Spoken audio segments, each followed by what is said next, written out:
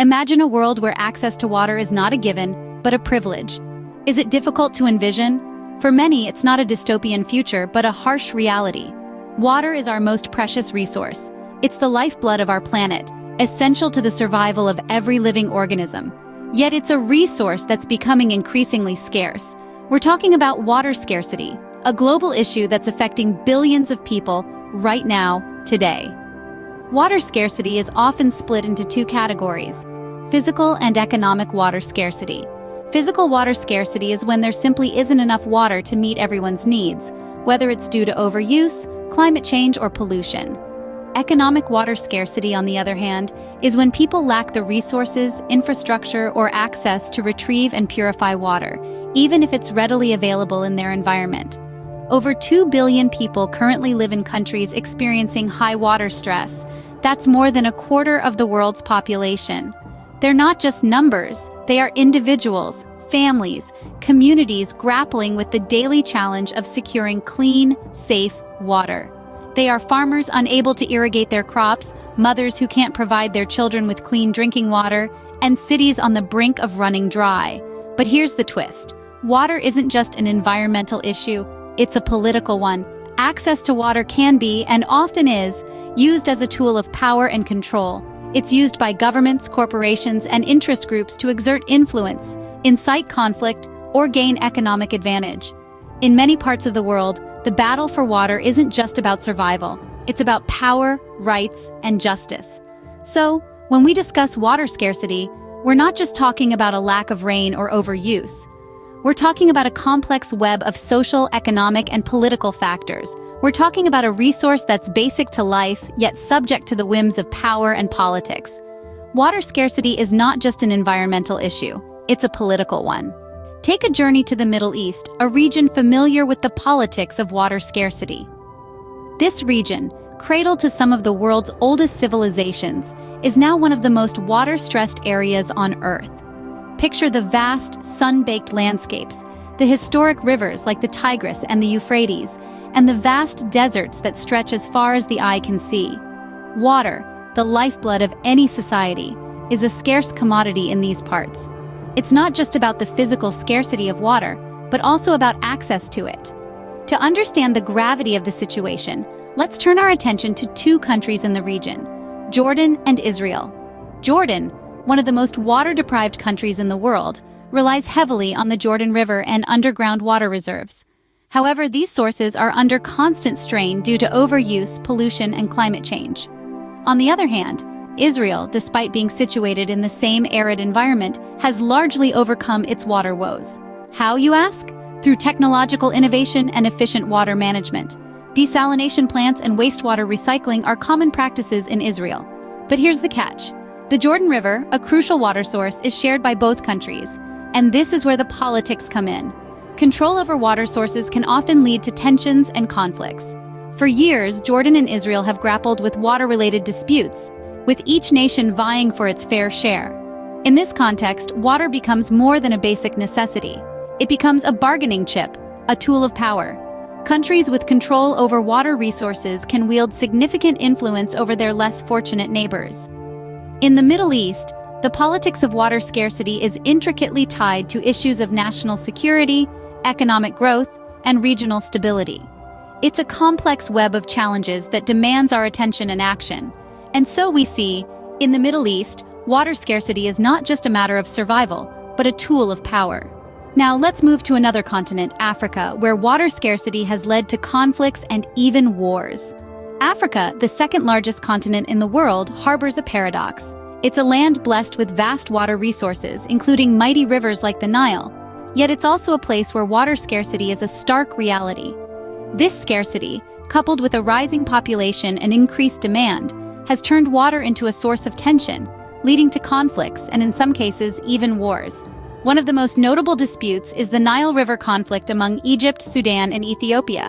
The Nile, one of the world's longest rivers, has been a lifeline for civilizations for thousands of years. But today, it's a bone of contention.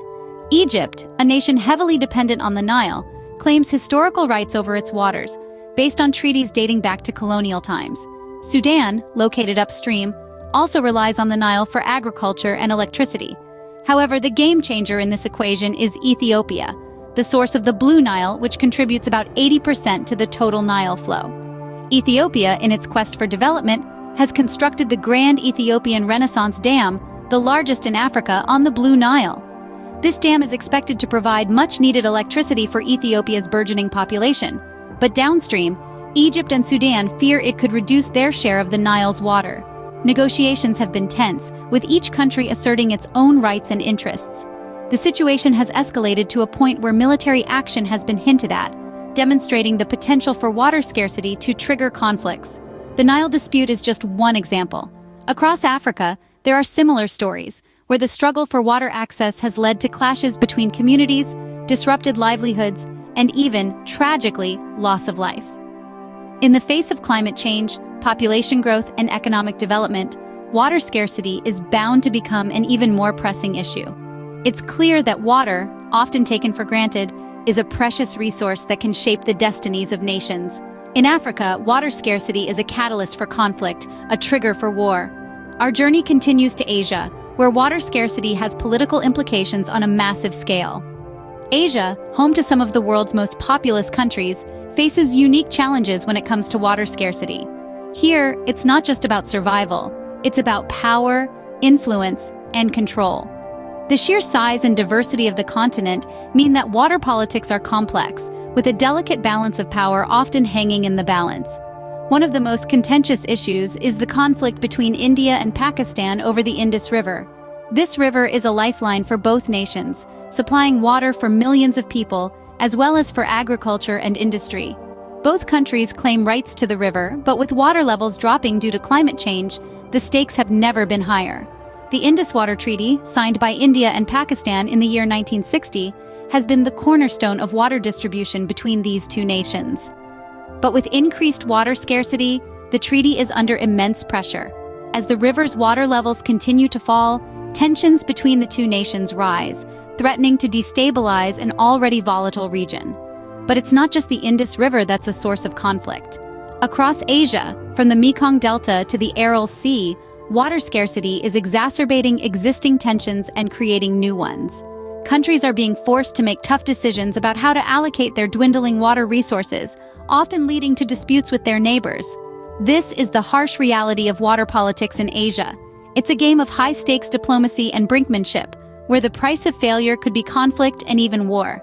And with climate change expected to worsen water scarcity in the coming years, the situation is only set to become more critical. In Asia, water scarcity is a political time bomb, waiting to explode. The decisions made today will shape the future of the continent and potentially the world. The question is, can these nations navigate the treacherous waters of water politics and find a sustainable solution before it's too late? Water scarcity is not just an environmental or political issue, it's a human one. It's about the lives we lead, the food we eat, and the world we're shaping for future generations. It's about recognizing that the water we use today may not be there tomorrow, unless we make a concerted effort to conserve and protect it. Think about it.